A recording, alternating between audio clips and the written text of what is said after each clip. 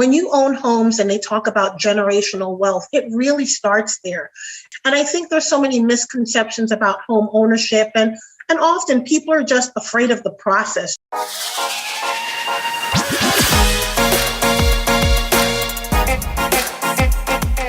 Hello and welcome to episode 72 of the Smart Agents Podcast. My name is Michael Walter and I'll be your host. In today's episode, we're joined by Tampa-based Paula Beckford-Harrilal. Just a month after getting her real estate license, the COVID pandemic took over our lives, but her ability to adapt and drive to help her community members gain generational wealth through home ownership has led to great success. Throughout our conversation, Paula shares how she attracts new buyer clients and how she ensures her buyers get the best deal possible. Now, before we get on to the day's featured interview, make sure to subscribe to the Smart Agents Podcast. You can find the show on all major podcasting platforms such as Apple Podcasts, Google Podcasts, Spotify, and now Amazon Music. Also, as you can see if you're watching this on YouTube, make sure to subscribe to the Smart Agents YouTube channel. Click the bell to get notifications when each new episode is uploaded. Lastly, if you or somebody else on your team has an inspirational story or real estate tips to share with our community, send us a message at feedback@smartagents.com. We're always on the lookout for new stories to share. All right, let's get on to the day's featured interview with Paula. I really enjoyed our conversation, and I hope you do as well.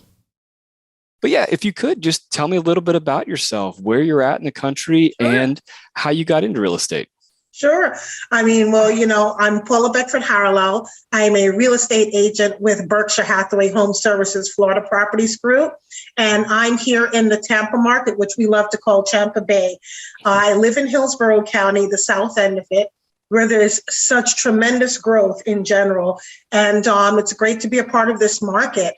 I started real estate getting close to 2 years ago. For many years, I was in healthcare, and after 30 years of doing contract negotiations, marketing, and sales, I decided to take all of that skill set and pour my heart and love into real estate. So yeah, I've been doing this for the last almost 2 years now. Right. Well, in 2 years, it's been quite the 2 years to get into real estate, too. Oh my God, if ever, talk about it. I was one of the last individuals who took their test prior to lockdown with COVID. Going back to 2000, I got my license in late February and then took about a month to just interview with different brokers to figure out what made sense for me. And I actually joined Berkshire in April of 2020. And talking about a wild time to start a brand new career. I mean, here we were on lockdown. Thank God realtors were essential workers. And it was just trying to team up with people. We were trying to figure out what safe protocols to put in place to do open houses, how we could do them. Appraisers were challenged with how you're going to do appraisal on a home, really dependent upon the realtors and the photographers to take as many pictures as possible, be as descriptive as possible, so that we could all fulfill, everyone's dream still of home ownership. Right. So, what was that like? Because you didn't have those habits that you had created, before COVID, as in the industry. So you kind of, I guess, as a positive, you were able to kind of create, that whole way of doing business without a backlog of knowledge of the ways you used to do things. Correct. Absolutely. One of the things immediately you had to engage with was social media was a huge part of what we did. It helped supporting outreach from the standpoint of inventory of what was available. It helped from a perspective of education, some like what we're doing right now on this podcast. And we just had to find ways to be creative. I always came from a background where I was used to doing video conferences. So that helped me. So engaging from the perspective of now turning this to be more customer focused instead of business focused, I think was probably the biggest challenge in the beginning. But everyone got adapted really quickly to the new environment. And I tell you, it was a joy. It was a pleasure because it really made you be creative. I found a lot of my buyers through different rooms on Facebook, different, groups that I was a part of within my community. It's how I got to know a lot of my neighbors during that time, because I'd closed on a house 6 months before lockdown of this new career. A part of me was like, am I crazy to be doing this in this time? But it pushed us all in a way to be creative and find ways to outreach that were meaningful. And I tell you, I don't think things are going to change. I think people enjoy this. It allows us to connect 24 hours a day. We can figure out what makes sense with our schedules, and we can all be productive and interactive in a way that's meaningful to make these transactions happen. Yeah, absolutely. I mean, even just this, I mean, I do other things on the, in my career, and you're obviously doing other things. And it's just, let's look at our schedules. We figure it out, and we can jump on, do this real quickly, and, go about our days. And I think I love it. Yeah. And even with your clients, back in the day, you would talk to someone on the phone, trying to get them into your office or finding a place. I mean, we just jump on, we do a Zoom call, we do Google Meet, we do whatever platform there is up to and including FaceTime as well, too, for the iPhone users, which I am. Let me just say, I'm an Apple person, so I'm guilty of that, and then, Facebook Messenger, we've all figured it out together. I love it because immediately as an agent, I'm interacting with someone in a much more personal way than just a phone call where they don't see a face, they don't see expressions. And I want to read their expressions too. I want to make sure that when we're talking about things that they're trending and they're comfortable with what's being said, because my business model is all off transparency. I find that to be the best way to do business. And if you're transparent with your clients, it just creates a really great environment. And everyone feels like it's a win-win in the process. The lenders also working with, obviously, the closing agents as well, too. It's just so many people involved in the process to make this happen. And open communications are just wonderful. It just makes it flow so much better. Yeah. And I think that's really important when so much is done virtually or, when you're not in person, is to have that real sense of trust between, yourself and the buyer or the seller. Yeah. I just went through basically a virtual closing with one of my clients. It was with a new home construction lender. It was the first time they did a virtual notary. So that was a whole new experience unto itself. Florida is a bit different from other states.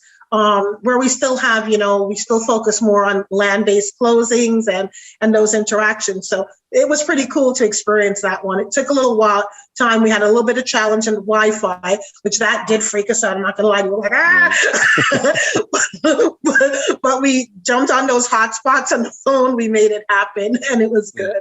Well, great. Well, and obviously, Tampa itself, like you said, is just grown so much over time, and really. And I'd imagine even with this crazy housing market that we've had the last, 18 months or so, what's that been like, working with these clients, through trying to find a home for them when it can be very challenging right now? That is a great question. Tampa, from a Florida perspective, Tampa is one of the fastest growing markets that we've had. Some recent economic reports that have come out for third quarter of this year show that we are the highest double-digit market that's growing. It's incredible. We're second in the state for third quarter, behind Phoenix being, I think, first. We were second, Miami being third. So that is just huge for this market. And I have a lot of families who have worked so hard on their credit. They've been saving money, trying to do the right thing, but it's hard. How do you compete in a seller's market? So here it is. We have these wonderful interest rates, which allow us to buy more home, right?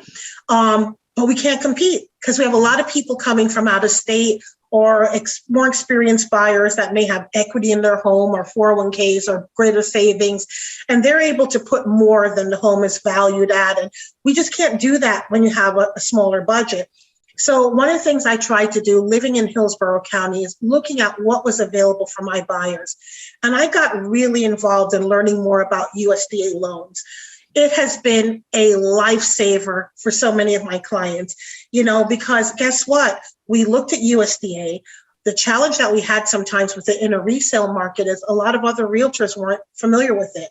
And as a result, I found myself educating colleagues to try and get them to accept my clients to, utilize USDA loans to buy these homes that qualified. So I turned to new home construction, and I reached out to a lot of builders that I was working with other clients. And I was like, hey, I need to know which properties you have in these counties that have USDA eligible homes. Because remember, the home has to be eligible for USDA. Right. It can't apply to every single property. So it is property specific.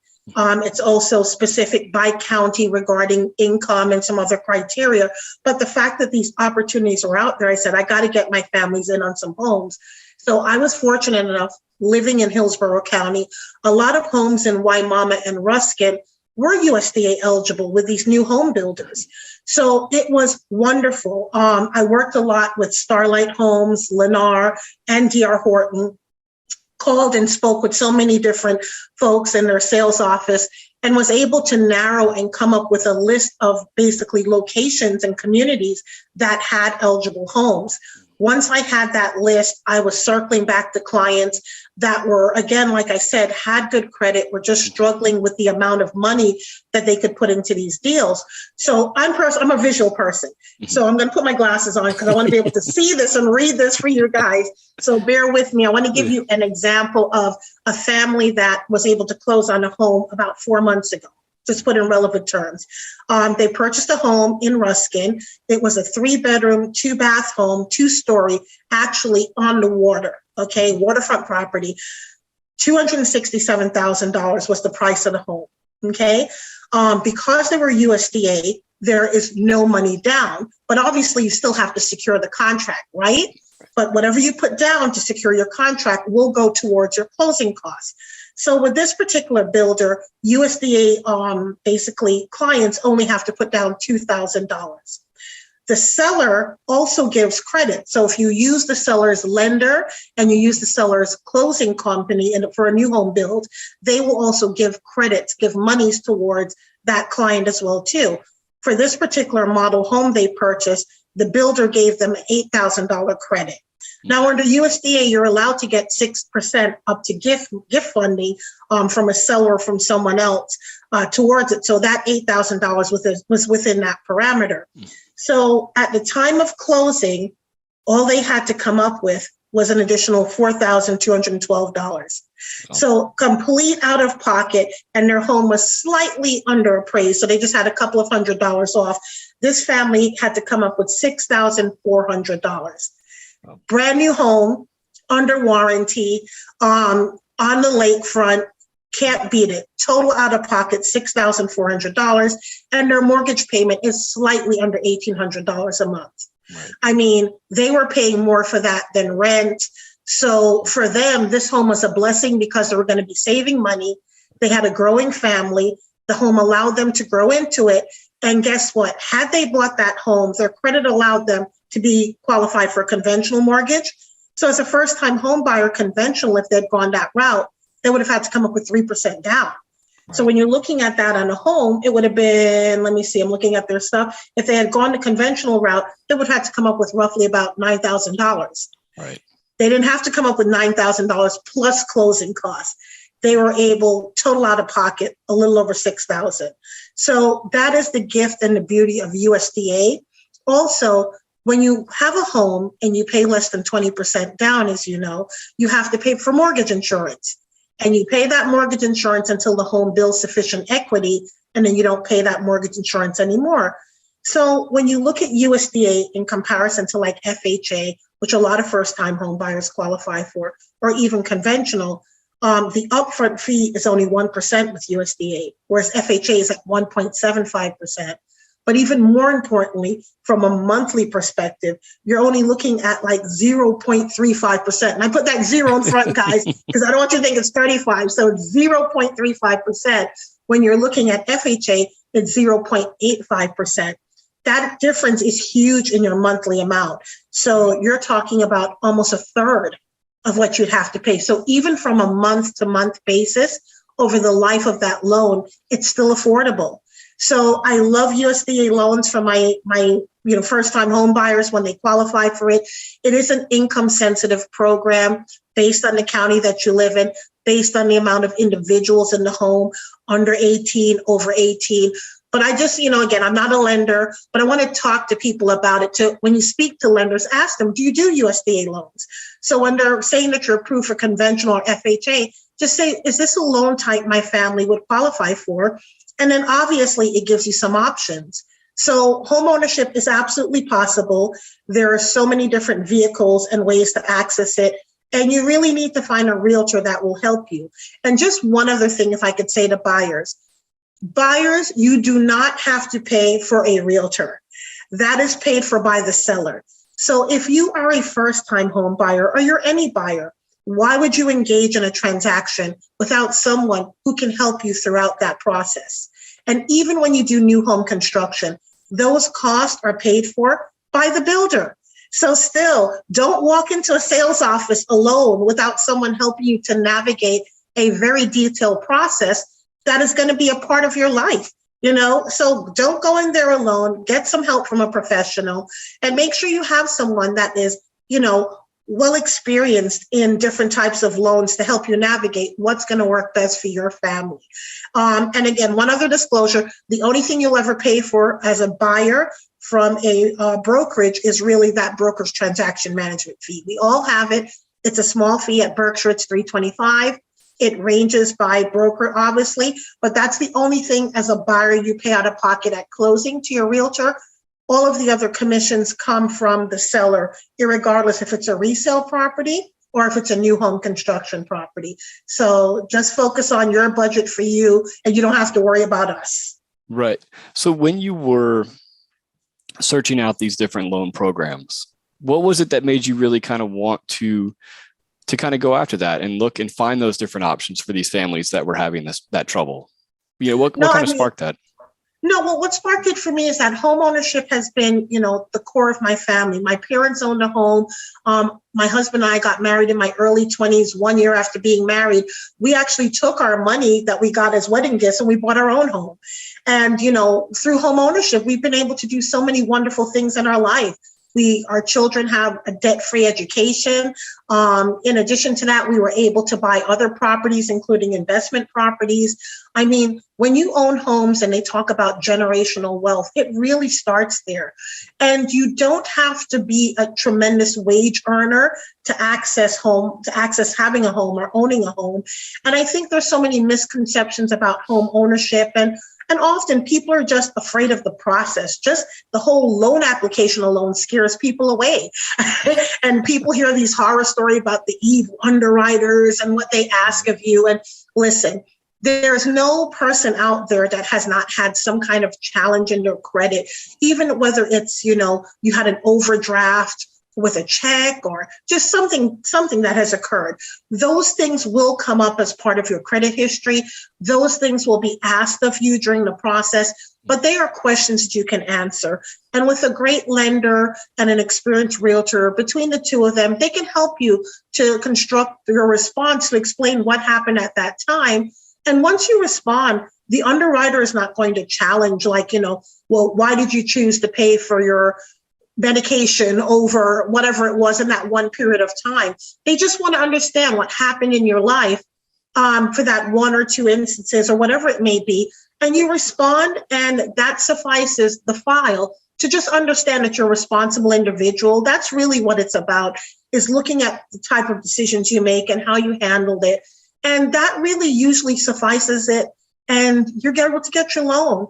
So I would ask folks, please don't be afraid of getting pre-approved because you don't know how to shop and what you're shopping for until you know what your budget is. I have a lot of people who are renters, and they're like, oh, well, we paid this amount for rent, and I want this house for like $500,000. And I go, have you been pre-approved? And they're like, no. And I'm like, well, what made you think that you could afford this amount of a home? Sometimes people are like, well, I used a calculator online. But let me explain about those online calculators, okay? They usually only talk about the actual purchase price and interest rate, okay? They're not looking into mortgage insurance. They don't know about taxes, all of the other variables which impact your ability to come up with a monthly budget. So by the time you have reality introduced into those scenarios, all of a sudden, the person who thought maybe it was a $500,000 home, now we're looking at a home for $325,000. Which is a great budget. But again, before we start going and looking at homes and setting up false expectations, let's know what we're shopping with. That's what I try and do with my clients. I'm like, hey, let's figure this out first, and then let's hit the road. And it always works better that way, because then you can figure out what your needs are versus what your wants, and what are we willing to compromise on. And then we figure out, from that particular budget, now that you've been pre-approved, you've got a lender. Did you talk to them about USDA? Are you a veteran? Are you thinking about accessing your VA loan? So let's get through all of those exercises, and then we know what we can afford, and now we can start to negotiate. Right. I think that's really important, is to be able to set those parameters for your buyers to know, so that they're not looking at these places that are so far out of range that it gets them frustrated with the whole process. Correct. And also, what's your budget?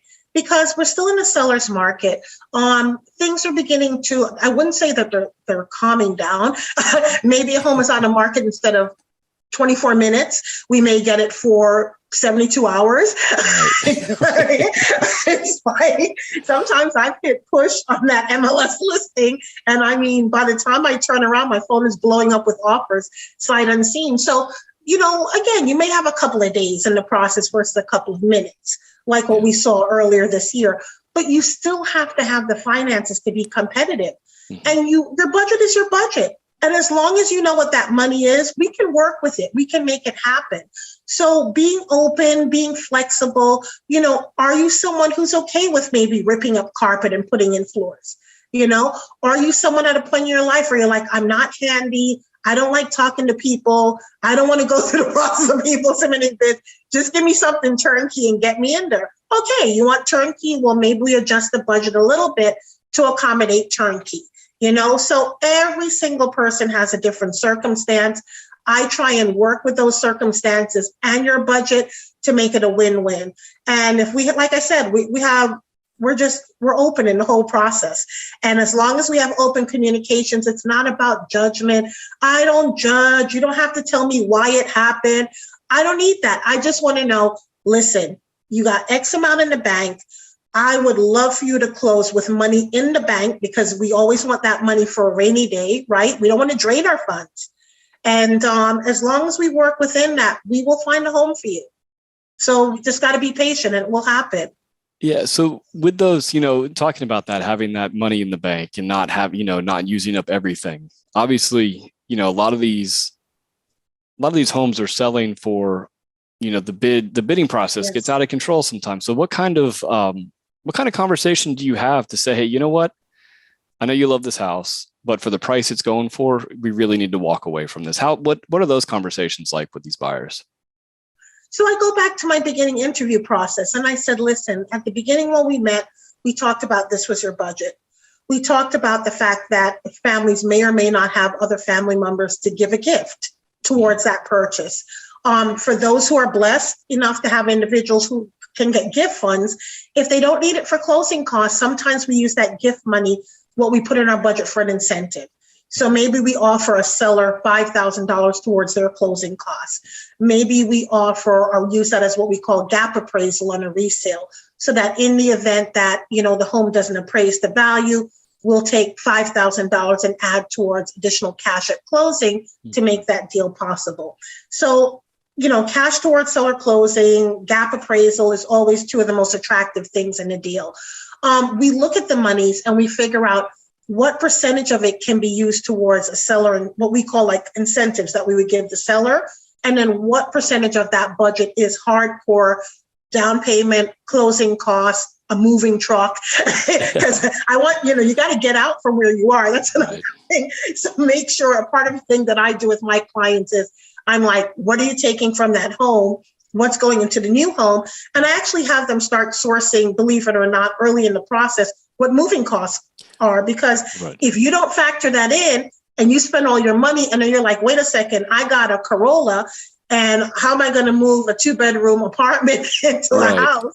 You gotta have that money too. So that's part of what I create as an overall budget for what it really costs to purchase a home and to move into it. Right. I think that having that budget for the overall move is super important, because if you haven't moved, there's some, if you haven't moved in 10 years, those moving expenses are crazy. Absolutely. Yeah. Just the moving truck alone is insane. I've had clients that have come from out of state, and I'm like, listen, how much do you really like that bedroom set? Really and truly, I'll give you a great example. I have a really good friend of mine who recently sold her home, move from Miami to Georgia. So we're going Miami to Atlanta. Let's just put point to point, like on our little map, okay? She came from a 5-bedroom home. They were downsizing to a 4, woohoo, one whole room. She liked her furniture because she had bought a lot of it in the last 3 years. $30,000 was the price for her to move it. And I said, honest to God, if it was me, I'd sell it. I'd sell the stuff and buy some new stuff. I mean, outside of 1 or 2 pieces that might be important that you could have some folks throw in the back of a U-Haul and hitch it to your truck. I said, I'm not lying to you. I would not pay $30,000 to move my stuff. Right. I'd figure out what was important and maybe spend $6,000 at best, and then take that $24,000 and go shopping. Yeah. I was just like, I was like, I've never slept on any bed I love that much to spend 30 grand to move it. So yeah. So you got to figure out, what does it cost? And, everything has gone up in price, against obviously with COVID. I mean, it impacts food prices and housing and just about everything you can think of. So while borrowing money is very inexpensive at this time, the price of goods in general and services is challenging. Yeah. So even getting a moving truck, I tell a lot of my clients, resale is easier because we have a good idea of what that closing date is. May vary by, 3 or 4 days north or south of that number. But wow, for my families that buy new home construction, that's crazy. I mean, we had mirrors issues, we had windows, all kind of things that push those closing dates all over the map. So for those families that are buying new home construction, locking down on a moving truck date is a nightmare because they're booked way in advance. And the more you book closer to the date is the more that they sometimes, unfortunately, will add additional fees to make it happen. So yeah, I actually absolutely include moving and what those fees are. And I said, let's start working with people way in advance to figure out, how much of that is going to eat out your budget as well, too. Right. So as you were getting your start and as you're 2 years in, how have you been, marketing yourself to bring in those new clients? What are you doing to kind of get your name out there?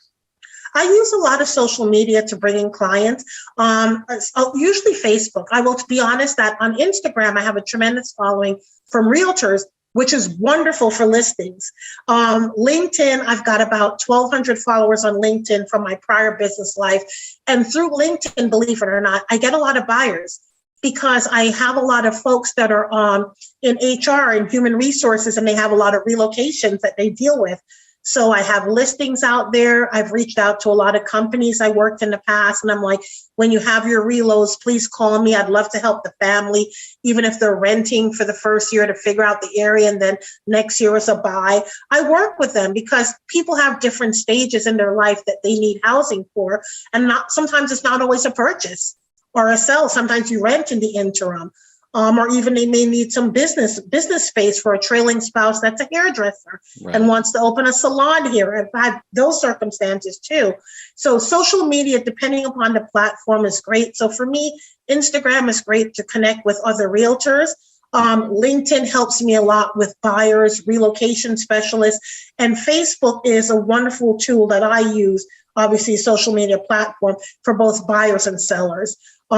There's a lot of different groups you can be a part of, but I like to farm in my area. So I do a lot of stuff within Riverview, Gibsonton, Ruskin, Waimama, Sun City Center, Lithia, those areas. And I join a lot of those groups. So I look for buyers on those platforms. I also put my listings on them as well, too, which obviously brings me more buyers as well. I can't tell you as a realtor how many times something as simple as an open house, believe it or not, brings a lot of buyers to the table. People walk in without a realtor. They need one. I'm happy to be a realtor. I've had a couple of families that have been buyers with me where the home I was selling at the time was early in the process. So they didn't buy that home, but they were just looking around to figure it out. And I became their realtor. And here it is. I met them at an open house maybe 2-3 months ago for a property that wasn't ready for them yet. And I put them in a new property. Right. So it's amazing. So I love open houses from a face-to-face interaction, but Facebook is wonderful. And I tell you another platform that's great too, as well as Nextdoor. A little bit more cumbersome from a user perspective, kind of broader audience, but still, even within Nextdoor, it's beginning to reorganize its platform and allowing for those rooms that you can go into and interact with people in a way that's meaningful and turn that into transactions. So yeah, I love all of those platforms. I use them for my business model. And that's how I was able to thrive in the pandemic, in the beginning of shutdown, and start to grow my new business. And that's how I've continued to grow it as well, too. That's how we met. Right. We met on Instagram. So It was great. Yeah. Right.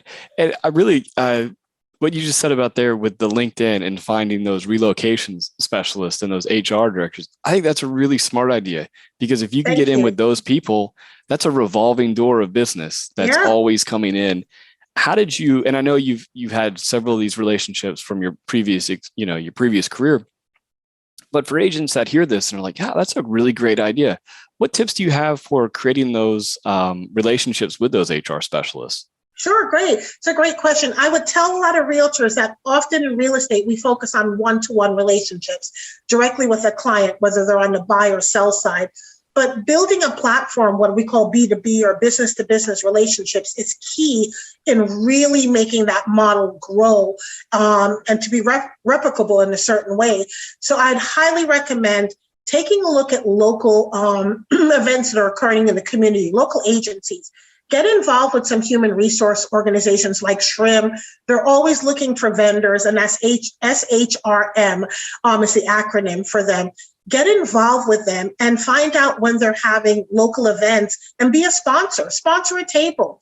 Table sponsorship is really not that expensive, and it's a great way to interact at conferences with people in other industries.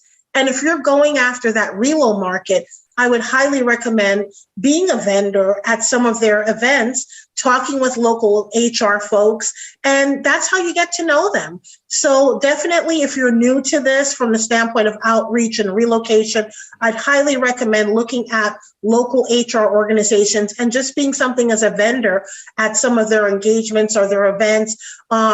Cost of a table is usually under $500 from a pricing perspective. You can go bigger if you wanted to, but obviously minimum entry point is at that value. And I think you'll enjoy it and you'll be able to grow your business in a different way. Yeah, I really think that's a great way to kind of build up that pipeline, especially if you can get into some of these companies that are, ingrained and growing in your company, because they're always going to be bringing people in. Yeah. And also, for those realtors that are also veterans as well, too, get involved with the VA. Look at the schedule of things that are being done, through the Veterans Association, and see how you can engage in a way to interact with people on a broader scope. Because really, after a while, people, I know there's lead generation programs and people buy leads and, you do all different types of things, but believe it or not, that good old-fashioned business-to-business strategy does work, but I will tell you, you have to commit to it. Don't expect to go to one event or to go to you drop your stuff off at an accountant's or a lawyer's office or any of these other folks. Don't expect to get business on the first visit. People want to see that you're committed. They want to see your face. So be willing to put at least 6 to 9 months into this strategy, and then eventually you will reap those rewards. But keep in mind, again, and I will tell realtors, we have a budget too. So, from a business, I got to put my business hat on. Make sure you work on your budget. For me, any business I've ever been involved with, every transaction, I always took a percentage of that and reinvested in the company. And I think we have to do that as well too as realtors. Every time you have a closing, take a percentage of that closing and put it to the side and say, these are going to be my marketing dollars. So, $500 may seem pretty steep if you're a new realtor and you're doing this full time, but you close 3 transactions and you put a little money aside each time, you can afford to do that event. And as you get more leads and you close more clients and you keep that strategy of, tithing to yourself, if you want to call it, you take 10%, I like that number, 10% to start with, and you put a little something away and you will be surprised how it will blossom and grow.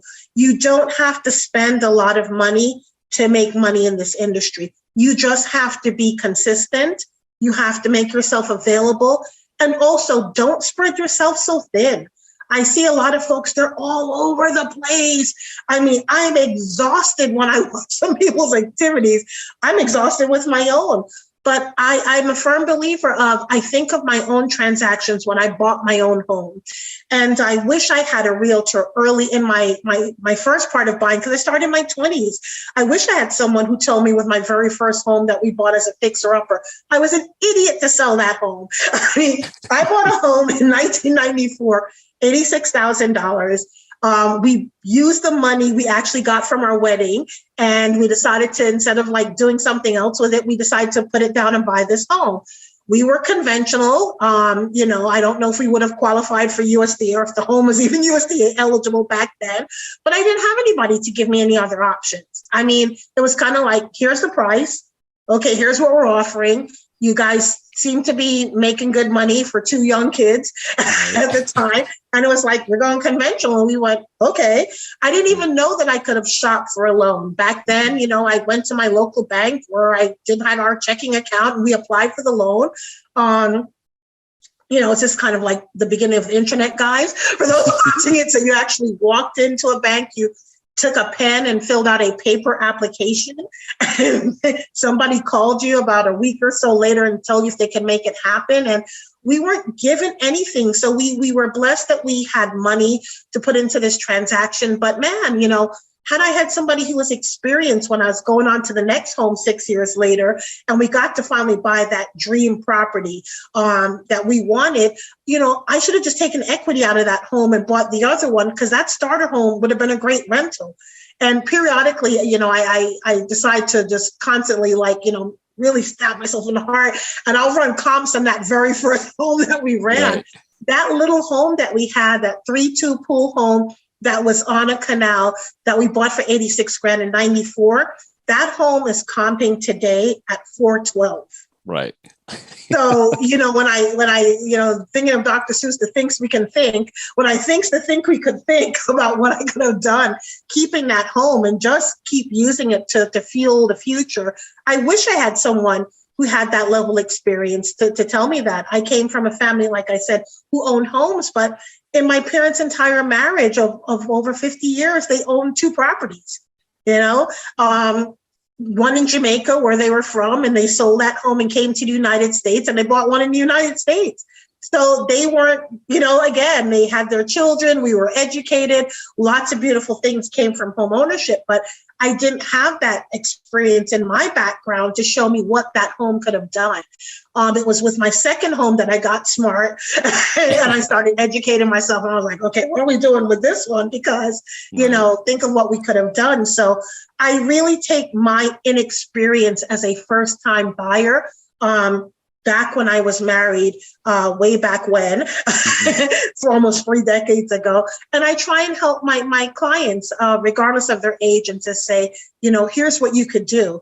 This doesn't necessarily mean it's your first home. You may be taking equity from this one, and you may be becoming a landlord with that home in the future, and you're going to buy another home. And I try and excite them about all the things that real estate can do for their life. So that's where my passion is kind of educating it and being that a different conduit to them than maybe what I had experienced in the past. Right. So, I even laugh at my most recent transaction was the home that I'm living in now, which I absolutely love. So I actually used the same realtor to help me from selling my home in South Florida to buying this one here. And I would tell you, I'm a pretty great client, a client I wish I had, from a standpoint of the both properties, and not even as much as a holiday card post-transaction. Like, they never kept in touch with me. Here I am now, a realtor. So technically I'm competing with them in the same market. And, I laugh because I'm like, it's so important to keep in touch with people. Mm-hmm. So when we talk to realtors, stay in touch with your clients, because you know what? If you lose them, that's on you. That's on you. That's how people steal your clients every day. Because look at me, if I wasn't doing real estate myself, I'm an easy client for anyone to have stolen, because like I said, my person, everyone said if the keys worked after the closing, they were like, hey, please work. Or did you even do something as simple like maybe, do homestead extension. So I do all of that stuff for my clients. I talk to them about homestead.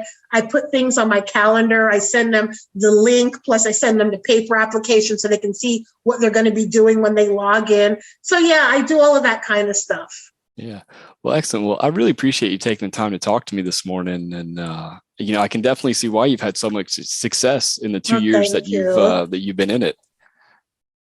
No, I love what I do. And I think that's important as well, too. If you're looking for a home on the buy or sell side, make sure you interview. You have the opportunity to interview as buyer or seller.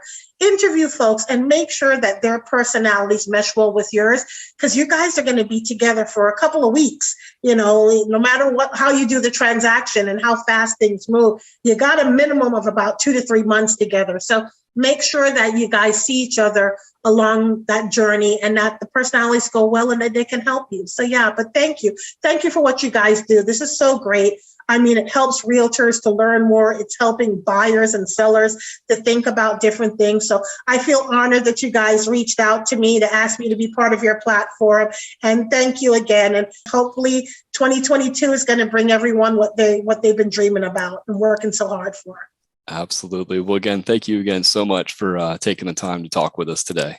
Oh, you're welcome. Thank you too. I want to thank Paula for joining us today and really love her approach to working with the HR coordinators to fill her buyer pipeline. So once again, if you think you or someone else on your team has an awesome story or tips to share with our community, send us a message at feedback@smartagents.com. Well, that wraps things up for this episode, but remember, follow the show wherever you listen to podcasts and make sure to subscribe to the Smart Agents YouTube channel. Again, I'm Michael Walter, and we'll see you on the next episode.